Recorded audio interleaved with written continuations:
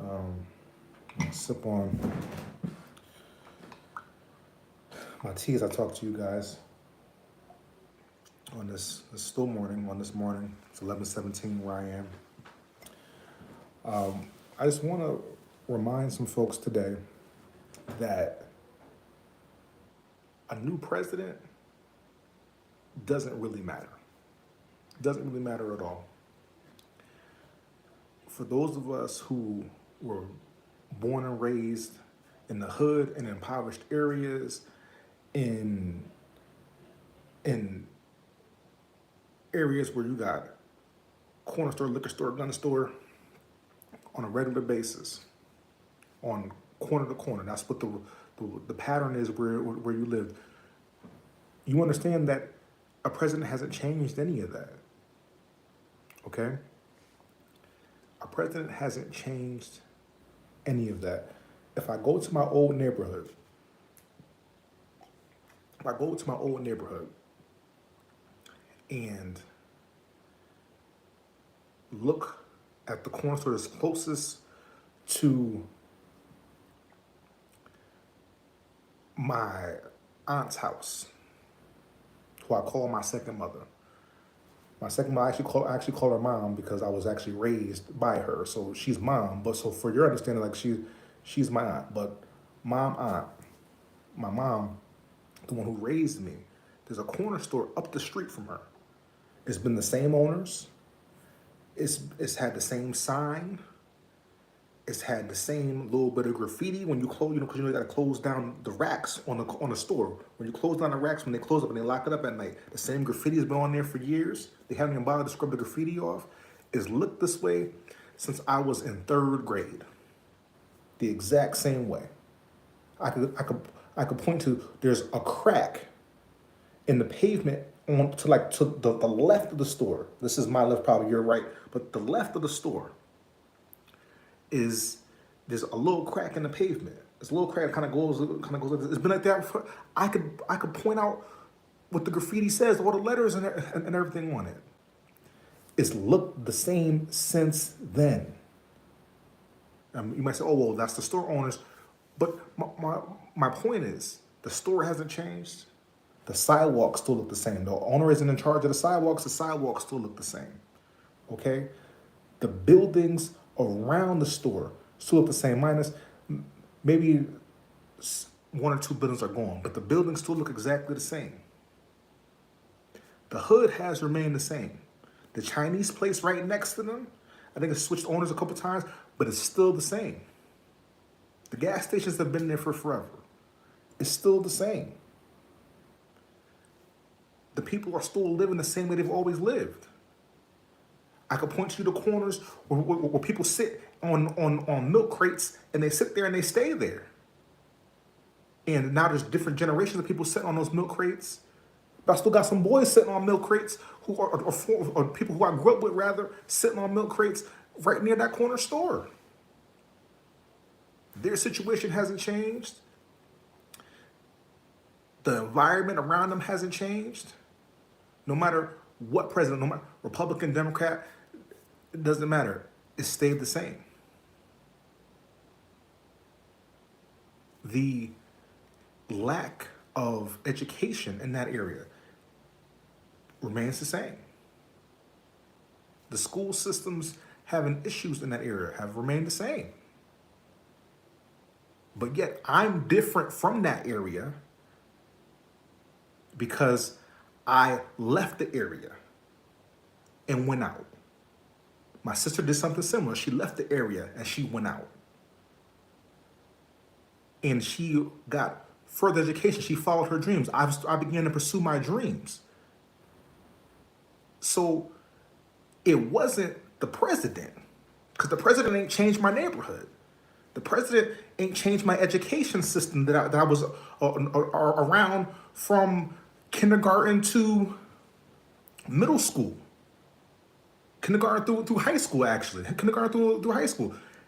None of that changed.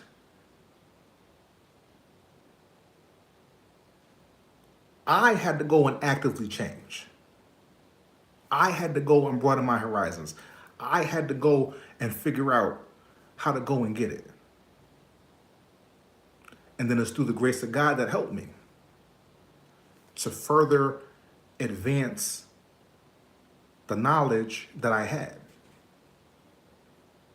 So we're worrying about presidents, we're worrying about the economy, we're worrying about all of these things. How did you get out of those circumstances? At what age? All right, Texas Fall, I'll stop and answer that. I left those circumstances right after high school. Right after high school. So call it, what's that, 18? 18, 19? How did you get out? I got out by choosing to further develop myself. I got out by not being confined by the drug dealers around me, by not being confined by even the things that my family members had done before me. The woman who raised me, who I call my mom, she's actually my aunt. She was a security guard 37 or so years. She didn't go on to college. I decided that that's what I needed to do at that time, was to go on and get out of my environment. And then once I got out of my environment, I began to see the world a little bit differently. And I realized that there were people who looked like me who weren't broke all the time. The people who looked like me who had sense. There's people who looked like me who weren't trying to join a gang, who weren't trying to smoke some weed all the time, who weren't trying to get drunk every weekend. But I had to say to myself that there's more than what I'm currently around. Hopefully that makes sense. There's more. I knew that there was more than what I'm currently surrounded by. There's more. I knew that God had more for me.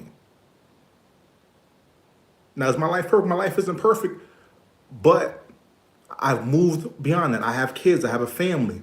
I have a job. I'm building a life coaching practice currently right now to help folks like this. I'm not sure whether you're a male or female at Texas Fall, but to help folks like you and me see and understand that there's more.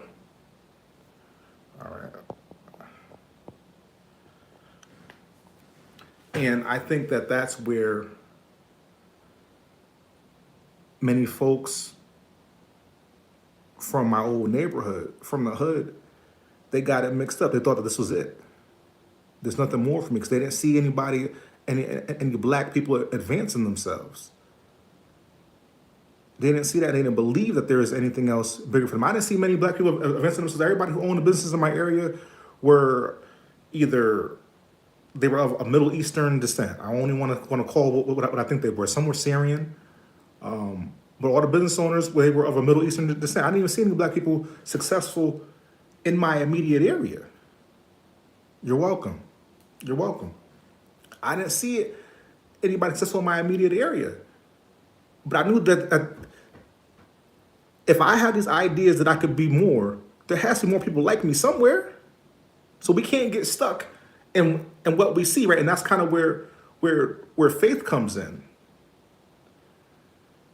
Right? Faith is walking the staircase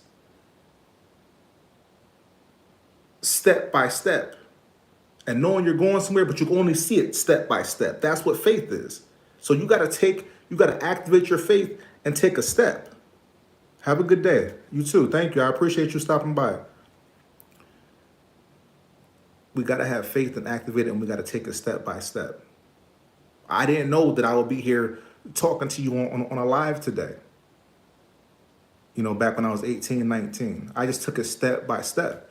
And that's what we're going to do even with this new president coming in. We're going to take it step by step.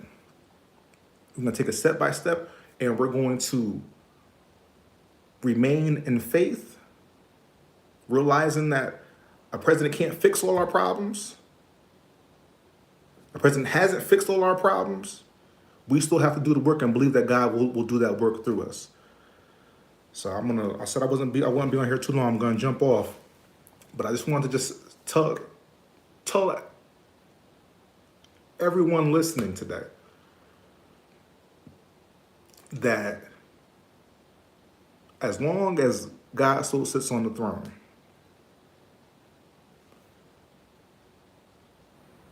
we can't be concerned about who's running the country. Right? They run the country, but God is in control of the world. God is going to help pull us out of our circumstances. God is going to help reveal to us the direction we need to go in. You know, we should continue to worship in spirit and in truth. And being afraid isn't in truth. But I'm going off. I'm going off. Just remember that God has given each and every one of you not a spirit of fear, but of power and of a sound mind. So use your sound mind that he's given you. Use your sound mind to move into your future, not in fear, but in faith, and take it step by step. All right, I gotta go. Think about it.